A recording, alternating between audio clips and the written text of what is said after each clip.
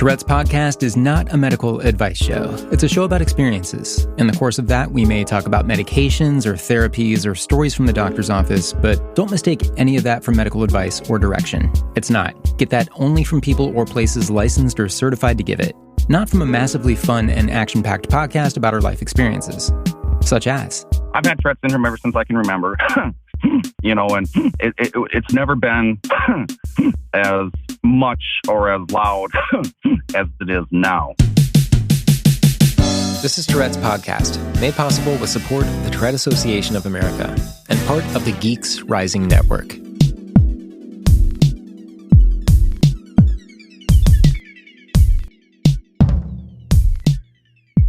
Hey everybody, it's Ben. Big episode this week with someone listeners have been requesting for a good while now. That's coming right up, an in-demand guest. But okay, first, so you know how when a celebrity like a comedian or a lyricist makes a Tourette Syndrome reference like in a song or somewhere in the setup of a joke, when that happens, it's usually not what we're looking for. It always ends up being another unprovoked insult on people who live with a real disorder, adults and kids, from people who don't really know the score.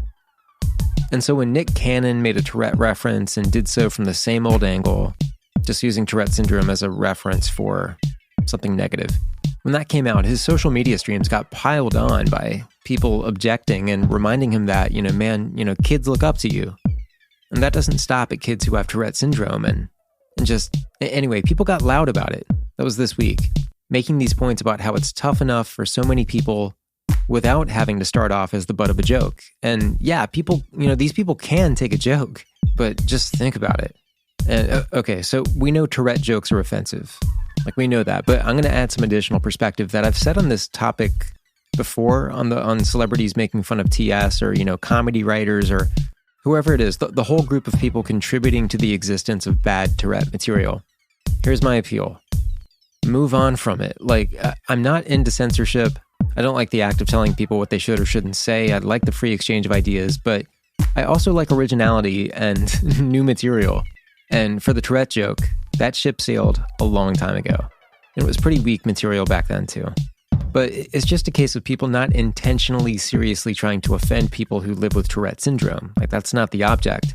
I think these are just people going with the flow, meaning, doing things that seem all right and normal in the context. And nobody's shown them otherwise, so we have Tourette jokes. One of the cheapest public laughs around and something we just established is also a mark of unoriginality. Anyway, you know what I mean, but as we always say, we hope this brings awareness when these things happen, and maybe Nick Cannon, who is the latest to run afoul, hopefully he will walk it back on his lyrics, maybe make a donation to Tourette research to kind of make amends. And this is all in that feud with Eminem. It's in the context of that. And I gotta say, if Eminem really wanted to slap back, he could make a donation and walk away looking like, I don't know. Let's talk about something cool. So if you missed last week's episode with Daphne, apparently that is the episode to hear. I got so much good feedback about it. Chad said, quote, "We need more guests like Daphne. She just had a different way of explaining things and made so much sense." End quote. Amanda said, quote, "I love the conversation with Daphne this week. It felt honest and took me through all the emotions." End quote. John said, quote, "The discussion with Daphne about music and finding an outlet for creative deep focus was fascinating." And then Elizabeth said, quote, "Great episode. I love how Daphne creates great conversations in the Facebook discussion group. It's so nice to get that verification that you're not alone." End quote. And that last one is from Elizabeth. And this Elizabeth in particular, by the way, is a truly great portrait artist. She has TS. And not only did she totally blow me away with a portrait of me, which she surprised me with, it was awesome. It's made my day. But she's also done portraits of her favorite Tourette advocates, including Miles R. Walker, whose episode from this season is definitely also one to check out just a few weeks back. But these portraits that Elizabeth does, you got to see them. Her Instagram is spelled Peyerate. And she has agreed to something really exciting that I'll have details about soon. But yeah, circling back to Daphne, I agree. It kind of hit a level and I got a lot out of it too. And so yeah, thanks to everybody who wrote in about that. Also, Mr. Move and Speak from episode 6 of this season. So he and I were guests on a podcast called Everyday Experience, hosted by Andrew Davies, who you also heard on Tourette's podcast this season. So me and Mr. Move and Speak were on Andrew's podcast, and Andrew said the episode should be out on the 15th, and I'll have a link to that show in the show notes to this episode of this podcast at tourettespodcast.com. But basically, we spend about an hour going through the nuances of living with Tourette Syndrome and in kind of a roundabout way. And it was great, and the questions were fun. I mean, you should bookmark it. It's a good podcast anyway, everyday experience. Again, I'll have the link at tourettespodcast.com, and the episode with me and Mr. Move and Speak should be out on the 15th, I'm told. All right, next and lastly, before we get to our much in-demand guest this week, I've got an update on the future of Tourette research and how you're going to play a part in that. So, over the summer, I was in Minneapolis, Minnesota, in the United States for a summit of Touretters, Tourette doctors, and Tourette researchers, like the three distinct groups of people that really need to have some degree of connection in order to make the right kinds of strides in patient outcomes, like working directly with the stakeholders. So this was called Treating Tourette Together, the summit in Minneapolis, Treating Tourette Together. And there was a lot of focus on CBIT, or Comprehensive Behavioral Intervention for Tics, and the potential for that, for CBIT, as a non-drug treatment, which has shown a lot of success so far with tics. So at this summit, over a course of days, we landed on some research questions regarding CBIT. What we still need to know about it, like, is it equally effective across different groups of people? Is it just as effective in person as it would be in a telemedicine kind of situation? And then insurance questions and access concerns and things like that. So anyway, I've been keeping in touch with Dr. Matthew Capriati and Dr. Christine Canalia, who are an amazing pair of allies on the Tourette research side, and they've got an update on this. The executive summary from Treating Tourette Together is now out, and you can go to treatingtourettetogether.org and click on Reports, and you can access the executive summary, which does not take long to read, but it does lay out the direction suggested by these research questions that we came up with at Treating Tourette Together. And so the people who worked on this, they're inviting your input on this executive summary. There's a survey/activity. I got a link to it at tourettespodcast.com with this episode, but it's your opportunity to shape the future of Tourette research and treatment. So go to treatingtourettetogether.org and click on Reports to see the executive summary from the summit, and you'll also find the survey where you can give your input. This is a pretty exciting development with a lot of hard work already put into it, and puts more fuel behind CBIT, and hopefully, this is going to lead to better access and broader administration of this kind of non-drug therapy. Okay, so let's get to our guest this week. One of the most requested, and we know him as Tourette's Cop. He's a police officer with Tourette Syndrome. He's a big presence on social media.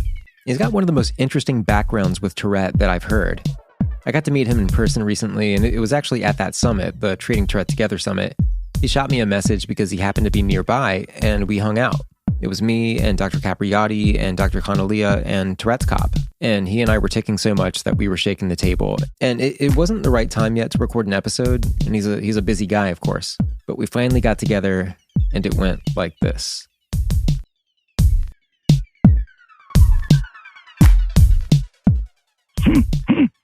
Well, on social media, I go by Tourette Cop, and I'm a police officer in central Minnesota. And so it's kind of, so we ran into each other in Minneapolis a little while back. You got up with me on social media, and you're like, dude, I'm like 45 minutes from here. And we met up and, had a beer, and it was great. And it was kind of funny because anytime you sit down with a cop, you always want to hear police stories. And you were kind of like, I don't really have any. There's, it's not too interesting. And then you tell us like the most interesting stories that we've heard all year. And I guess that's just the nature of being a police officer. But, well, first off, how long you've been a cop, and, sort of what's your day like? I've been a police officer for just under 10 years, 9 years and some months. And for a majority of that, I was a night shift worker, which I love and my body is used to, and I enjoy that. But ever since starting at my new department, I've been mainly just a day shift. So that's been kind of interesting. Getting my body kind of used to that, and yeah. The calls are so much more different from day shift to night shift. So it's kind of dealing with the calls that you would deal with during the day compared to the calls that you deal with during the night. It's this night shift kind of just seems like they're the more interesting calls, or the more more intense calls. that I would say, but that's not saying that those calls don't happen during the day. Yeah. It's just, during the nighttime hours and everything like that, it's just those calls generally happen more often. So shifting from a day shift to a night shift or vice versa, sleep is a big topic in the Tourette community. How does that play with you in terms of sleep and adjusting yourself and your health to be at your prime when you kind of have to turn your day around? Well, that's one of my my comorbidities that I've always dealt with is sleep issues to begin with. So it's just that's always been something that I've dealt with is just not sleeping very much, and that's something that I still struggle with. And for the most part, I just kind of just deal with it. Most days I can usually get a good solid 4 to 6 hours, and I've just noticed that I can function just fine on that. I don't notice any negative issues in regards to that. And then there are the days where I actually get a full 8 hours of sleep, and it kind of seems like I'm groggy and actually more tired. I know that when I actually get the recommended amount of sleep. Yeah. But when the days that I get less than 4 hours of sleep, it's just something that I deal with as it comes. And so one thing that is audible on the phone is your breathing tics. And if we talk about them, does that make them any worse? Yes and no. They're kind of up anyways, just because we're talking, and and I know what we are going to be talking about my tics and everything like that. So it's fine. Does your ticking, does that interfere with police work at all in any way? I mean, I imagine you have a way of overcoming that, but what's, or maybe overcoming is the wrong word, but how does that play with you?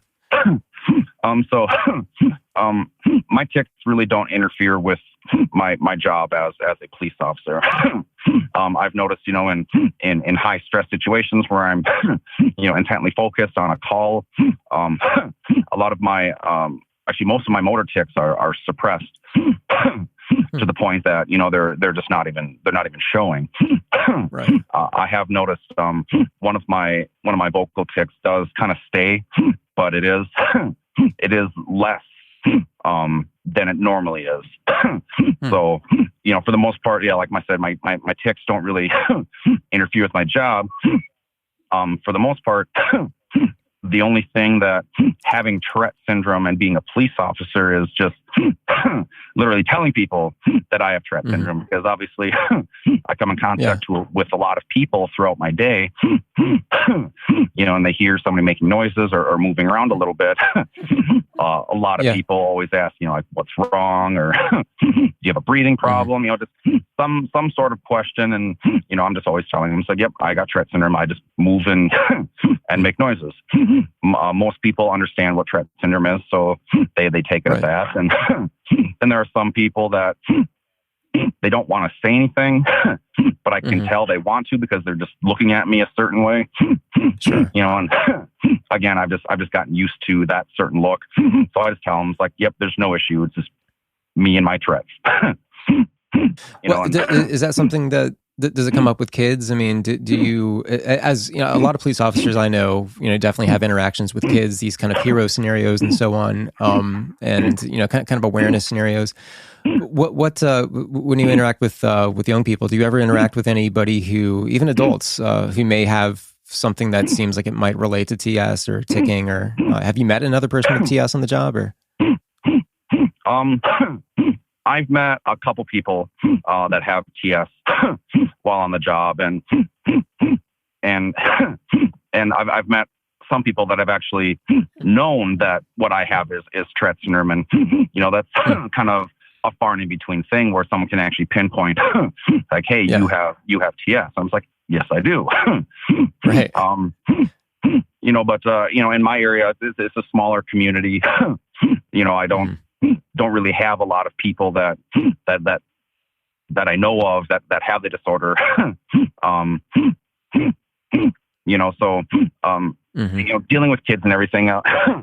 Some of them bring it up and whatnot, and just the, way that kids do, very blunt and to the point. And, I respect them for that. And I love it when people do that. And I just let them know. And, that also gives me a chance to, educate and just let them know it's like, yeah, this is a disorder.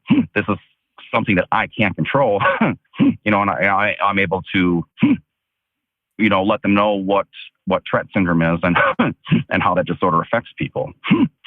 So I think I remember you having kind of an interesting origin story with TS and kind of how your tics set on or kind of, appearing, going away. What could you jog my memory on that? Yeah. So, I've had Tourette syndrome ever since I can remember, and it's never been as much or as loud as it is now. Growing up, I was a very shy, quiet kid. So I never really did much for vocal ticking at school. I did have some motor tics that would come out. But, obviously when I came home from school, that's when I would just let them all out, to the enjoyment of my parents and siblings. I had a very high-pitched squeal and everything before puberty hit. That one was quite entertaining, I guess. And then high school rolled around, and the high-pitched squeal kind of turned into a sniffing tic. So it just pretty much seemed like I constantly just had the sniffles or had the cold. So that was an easy one to play off. Sure. Yeah. And then when I graduated high school and I'm into college, I made a really poor life choice and decided to start smoking. Now, for some reason, for me, nicotine actually suppressed my tics, like to the point of like I was barely ticking. Now I'd still have my bouts where I would tick under larger amounts of stress. But for the most part, nobody knew I had it. I wasn't exhibiting a lot of tics that I normally had been, and I just kind of, for the most part, forgot I had Tourette syndrome, I guess you could say. Wow. I mean, that's amazing that, and, for people listening, this is not a saying that nicotine will suppress your tics. This is just, the experience of Tourette's cop. But I mean, it's pretty, I mean, was it pretty immediate that when, did it kind of coincide with, maybe like, I'm not sure how long it takes for nicotine to kind of become something that you kind of depend on. Did it coincide with any of that, or was it right when you started smoking, or? I guess I really don't remember when. I don't know if it was I can only assume it was a more gradual thing.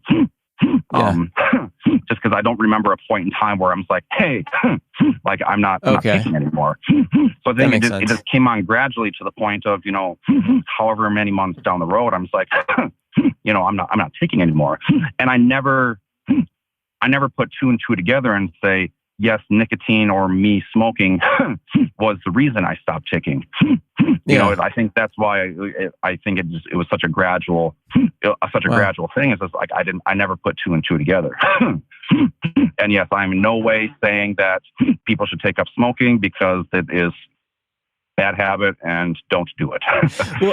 Well, was it, did it also come with, some people say they smoke and they get a sense of stress relief. I mean, was there anything like that might have kind of cooled you out that maybe had some sort of positive impact on your frequency of ticking? It very well could have, and like I said, back then, I really don't recall, and like I said, I wasn't taking as frequently as I am now, so, I mean, it might have been, just a nice little stress relief and why I continue to do it. And, just gradually after months of doing it, it finally just kind of really suppressed my tics to the point of just not ticking much at all.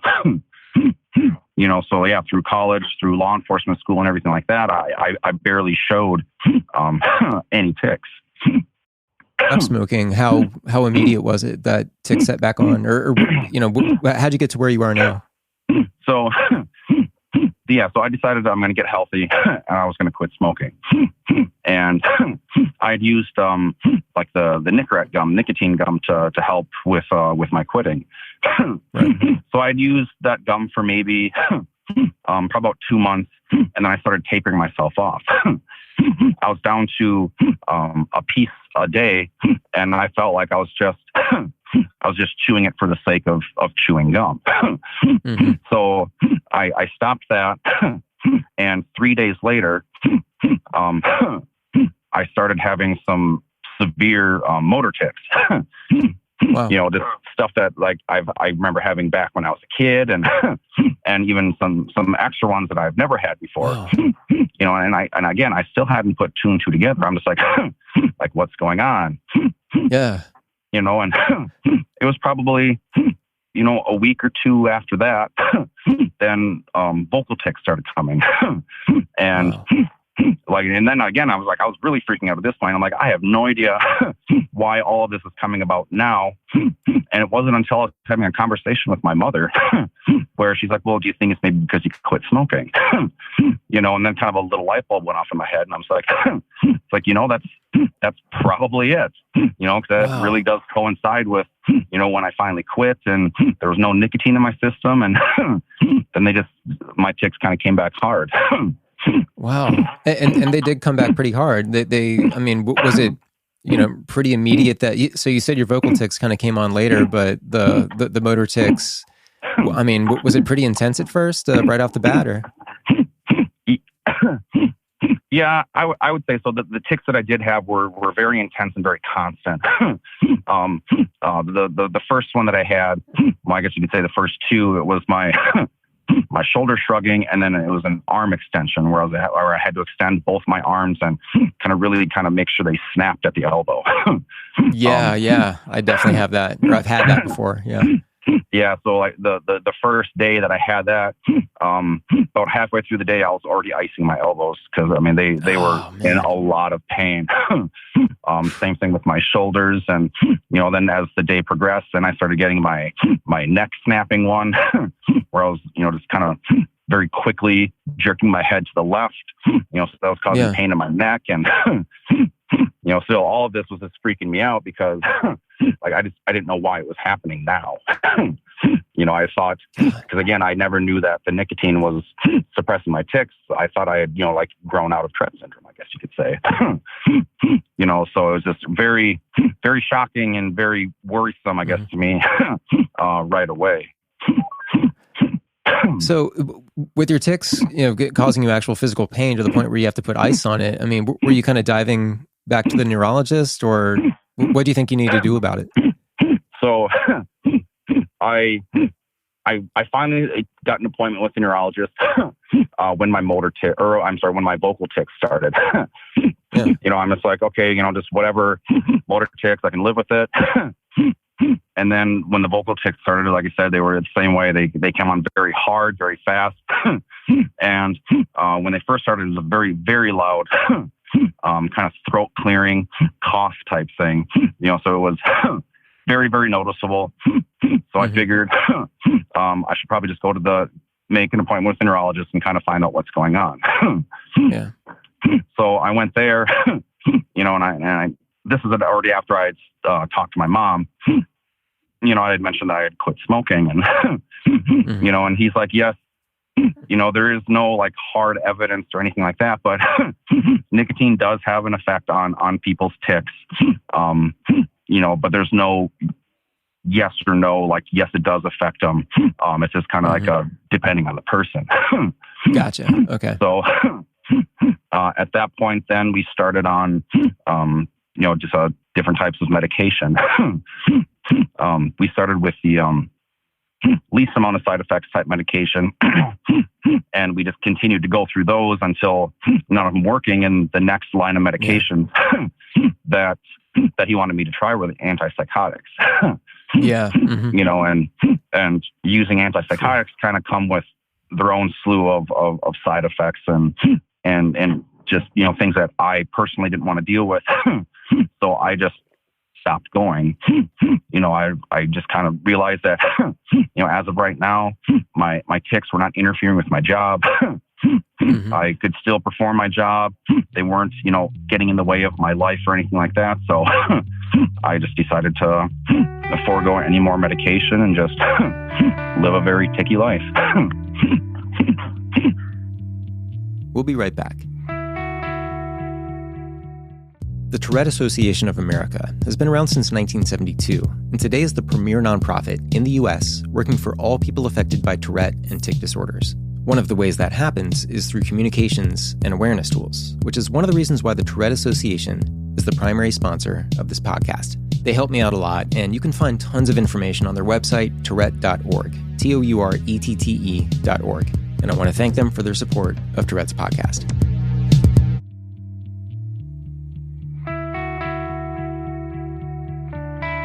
When the tics came back on and it was coinciding with your police work, but not affecting you on the job, we talk about this in different contexts for different people where they're kind of on the job or they're in the zone. It's that their tics are not, it's like their brain is wide open on what they are sort of obsessively focusing on or kind of hyper-focusing on. And then their tics aren't really they don't have much room to kind of get in. And I'm not saying that scientifically, it's just kind of my analogy for it, but is that kind of the way it is for you when you're on the job? Yeah. I've noticed on very stressful calls, high intensity calls where I need to be focused very intently on what's in front of me. My tics almost all but disappear, at least for my motor tics. Like I had said earlier, I do have one vocal tic that likes to stick around during that, but it's still a far and in between thing. Then, once I'm done handling that call or, once things are calmed down and that need for intent focus is gone, then my tics come back. So your buddies on the job, how aware are they of your tics? If when you're on the job, it's not much of a thing, but is it still kind of part of your identity there, or you have your social media presence and so on? And I assume they know about that. What are those conversations like, or their level of awareness? Yeah, so everybody in my department and just the county and the surrounding, everybody that goes through our dispatch, obviously know that I have Tourette syndrome because I can't hold my tics back even when I'm on the radio. I can hold them back for a little bit, but if I have to be on there for longer than 5 seconds, I'm gonna tick. So everybody's aware of it. Everybody knows that I do have social media and things like that, and it's no big deal anymore. When it first came back, and that was the hardest part for me was letting these people know that I've worked with for years already that oh hey, by the way, I'm going to be making extra noises and moving from now on. Right. Yeah. I just didn't know how they were going to take that. So I was more anxious and nervous about letting them know than anything. So right, I hid myself away for the longest time. I wouldn't go to coffee with them. I would just try to, avoid the rest of the deputies and officers. Obviously, the officers in my department knew, but I just didn't go and interact with any of the other deputies and officers from other departments. Then it just got to the point I was like, you know what? Who cares? I can't hide this. I'm not going to hide myself. There's no point in it. This is who I am. So I went and I was like, yep, this is what I do now. And, nobody cared. I mean, they had some amazing questions, and we're generally curious. We're generally curious about it and Tourette syndrome, and wanting to know more about it and things like that. And there's just everybody's very encouraging and decent about it. I just what was I worried about to begin with?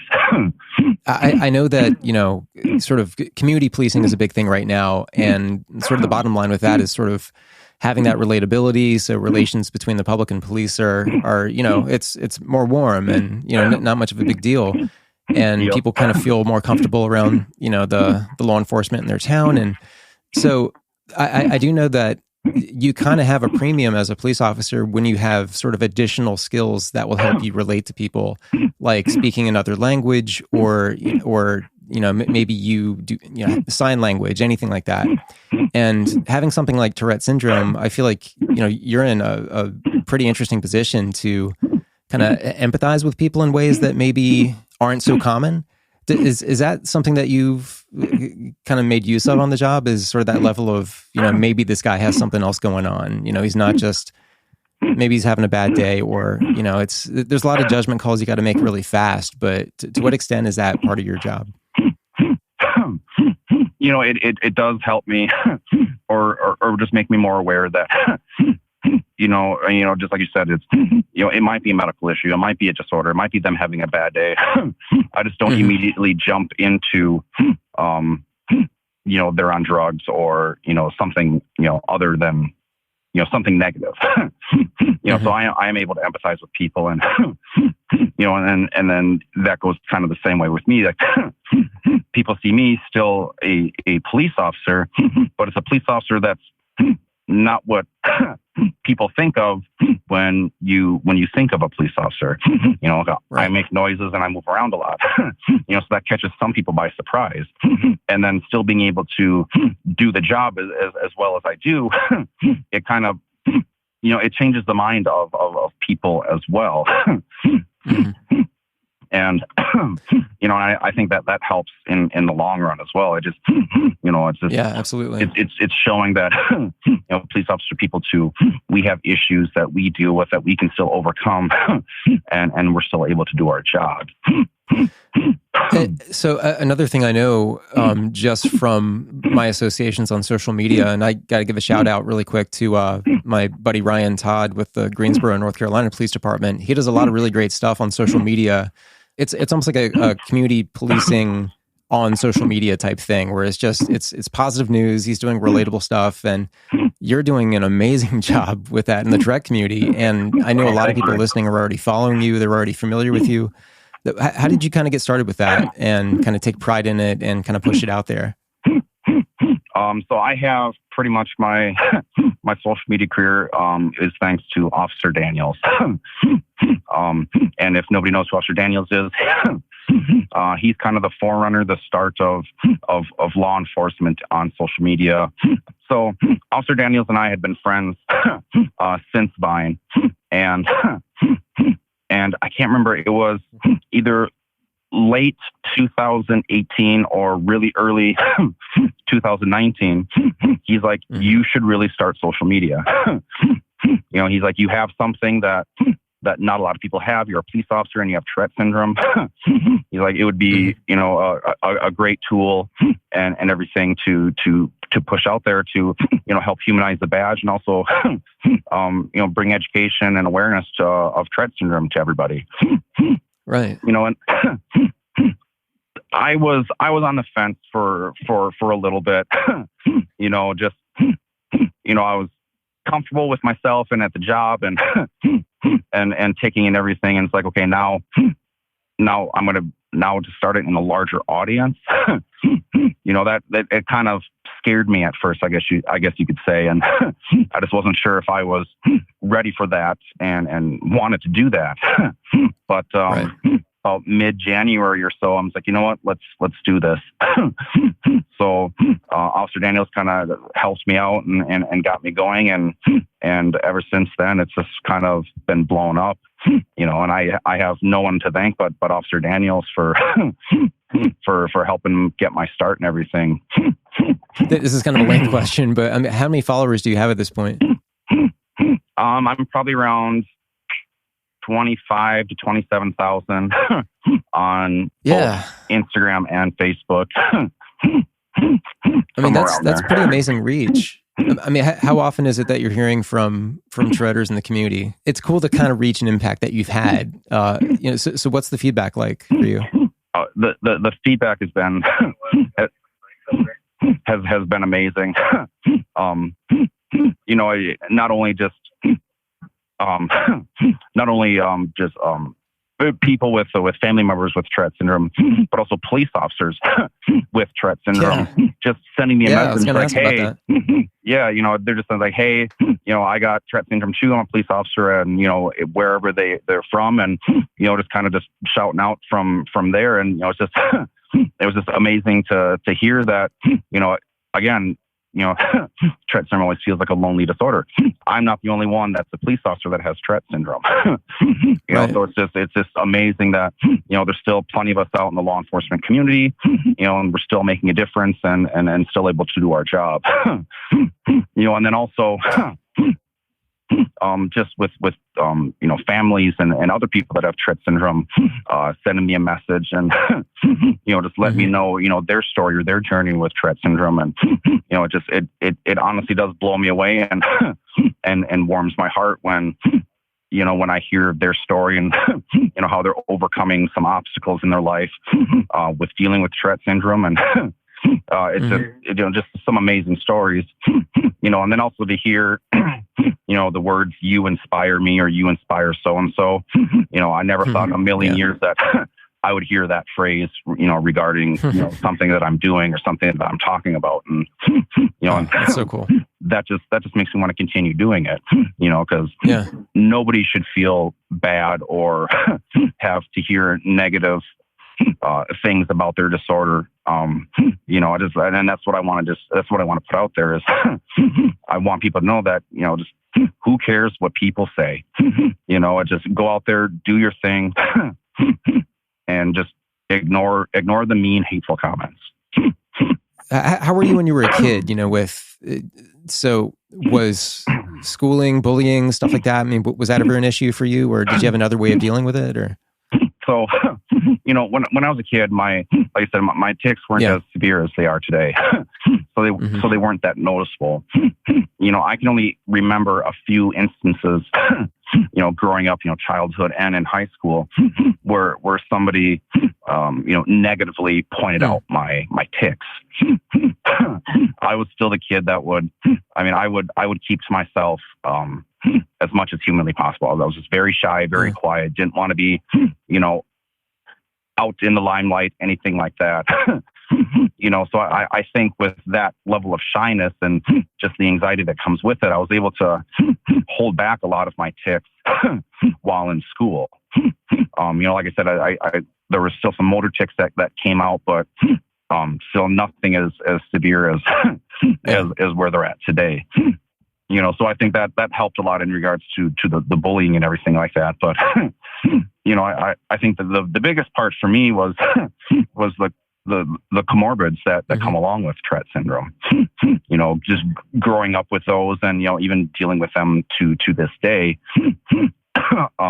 was ADHD and anxiety. Back when I was growing up, those two, ADHD and anxiety, were unheard of. So I had no idea what anxiety was. I had no idea what ADHD was. I knew what I felt, but I couldn't put those feelings to words to let anybody know how I was feeling. I just thought that this was a normal thing, and that's how I dealt with it. And it wasn't until, unfortunately, until my late 20s before I realized, it's like, oh, I've been dealing with anxiety. That's what this has been. I wouldn't necessarily say I lived a sheltered life in regards to that, but I just never, it's just not something that was talked about very openly, back when I was growing up. So I never thought about it in regards to, it being that. And, and the same thing with ADHD. I was just a poor student. That's what it's called. Confidence wrecking, So it's just, absolutely. So it's just like, why can't I understand this? Why can't I sit down and focus on this? There was something wrong with me. And, so putting myself down on top of that was tough to do when, you're trying to do well in school and get good grades. And it's just like, you just physically can't sit down and get that work done. The ripple effects from being misunderstood are, I don't know where they end. It's when you have a situation like that where you're totally misunderstood. Well, I'm going to say totally in quotes, but very misunderstood. And the style of education, if you're not meeting standards that are set for people whose brains don't work like yours, you're not measuring up, and you're trying to be a person. You don't want to embarrass yourself. You want to, you're getting into your teens and you want to establish an identity and all that stuff. Having sort of elements like that, like ADHD, anxiety, performance issues, is just, there's so much without support. Without support, there's so much that can go wrong with that. I mean, did you have? And this is too invasive of a question. Let me know. But I mean, did you have support at the home? And in regards to, again, because I didn't know how to put it into words. I was just looked at as a poor student who just didn't want to put in the effort. That's where you were. Yeah. Lazy.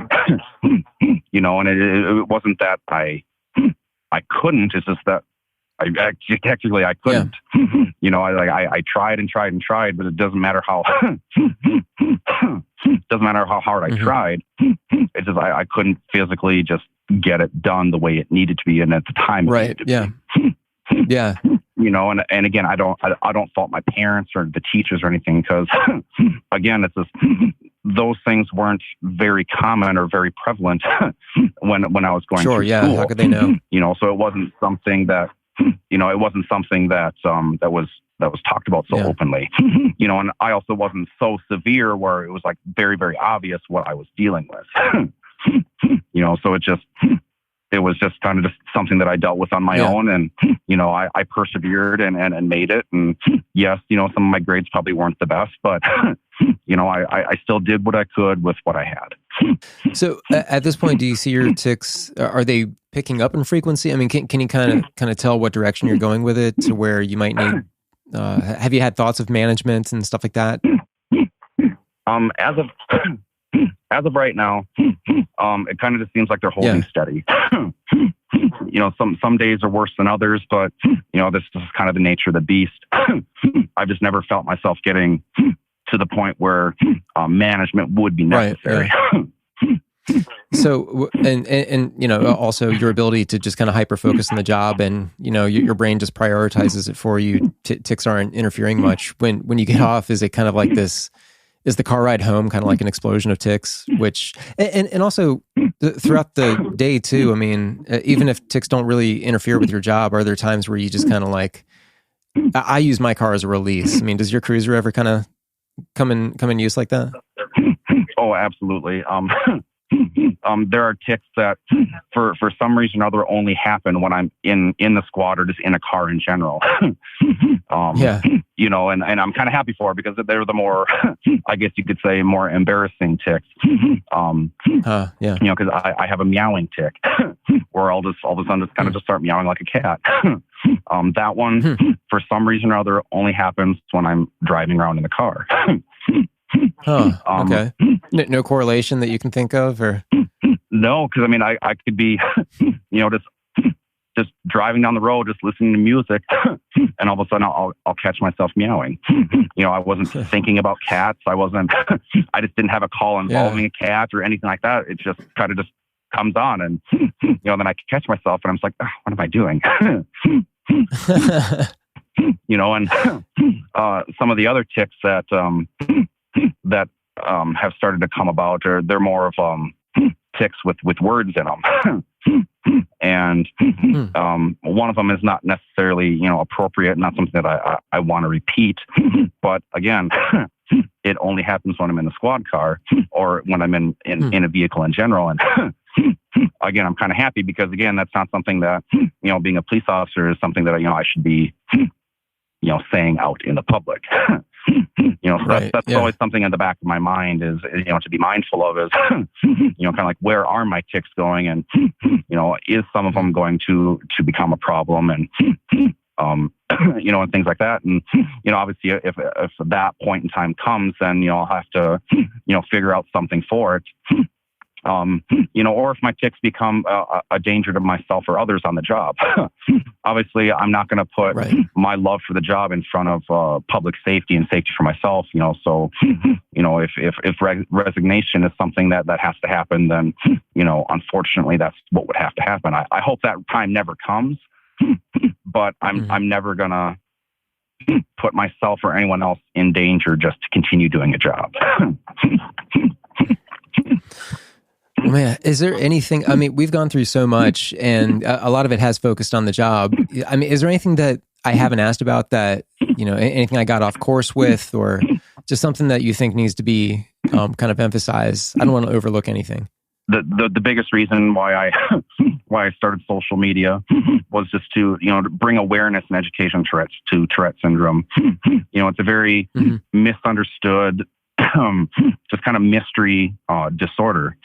The TV and media, they play off of one portion of Tourette syndrome. It's just the swearing and obscene gestures and things like that. And there's just so much more to Tourette syndrome than that.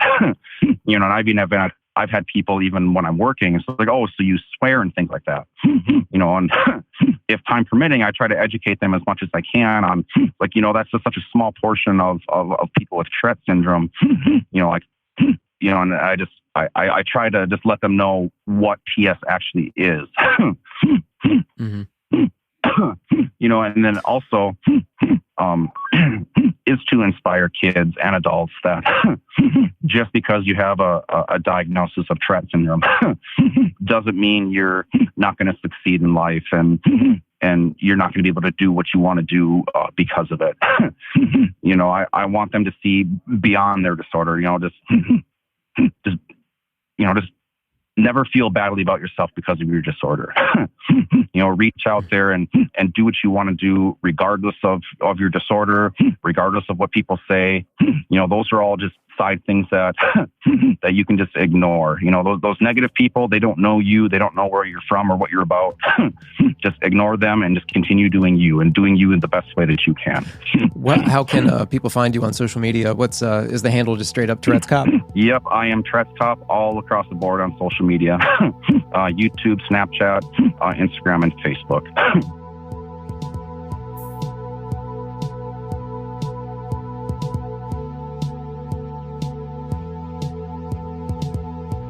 Thanks for listening. So glad we got Tourette's Cop on the show. Follow along with him on social media. If you're in law enforcement and you have TS, I'd really like to hear from you and hear your stories. Maybe we can plan something. I really enjoyed that. It was another different one. I mean, do any of you relate to that story of his tics going away and then coming back in a way that seemed to revolve around smoking?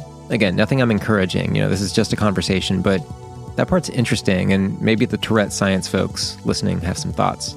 This podcast is made possible by the Tourette Association of America online at tourette.org, where they're doing something called 12 Days of Giving, which, quote, is an expression of our gratitude and appreciation for the Tourette syndrome and tic disorder community. Between December 11th and December 22nd, we will be giving away TAA apparel, accessories, resources, and more. One winner will be announced each day at 4 p.m. on TAA social media. One entry gives you 12 chances to win. Good luck and happy holidays. End quote. It's that easy. You can go to tourette.org, tourette.org, and find the 12 Days of Giving portal where you can sign up to win. Of course, I'll have the link to that with the episode at tourettespodcast.com. Tourette.org is also where you can double your impact, where if you make a gift, a donation, and you do so before the end of the year, it'll be doubled thanks to the Oaksman Foundation. Go to tourette.org to take advantage of this. If you got $20 to give, all of a sudden you've got $40 to give. If you have $100 to give, suddenly it's $200. This is a cool opportunity to give your money a boost when it comes to supporting the cause. Again, just head to tourette.org and you'll see ways that you can donate. Again, whatever you give before the end of the year will be doubled by the Oaksman Foundation. Pretty awesome. Thank you again to the Tourette Association of America for doing this and for being the primary sponsor of this podcast. Tourette's Podcast is part of the Geeks Rising Network at geeksrising.com. Great and illuminating podcasts about well-being and education. Check it out. I love the On the Subject podcast, which had me on as a guest recently discussing the movie Terminator 2. It was so fun looking back on that movie. You can hear me talking about that with the guys from the On the Subject podcast at geeksrising.com. And I'll talk to you next week with another great guest. We'll talk to you in the meantime to Tourette's Podcast discussion group on Facebook, or send me an email at tourettespodcast.com. Just click the contact button. Thanks. This is Ben.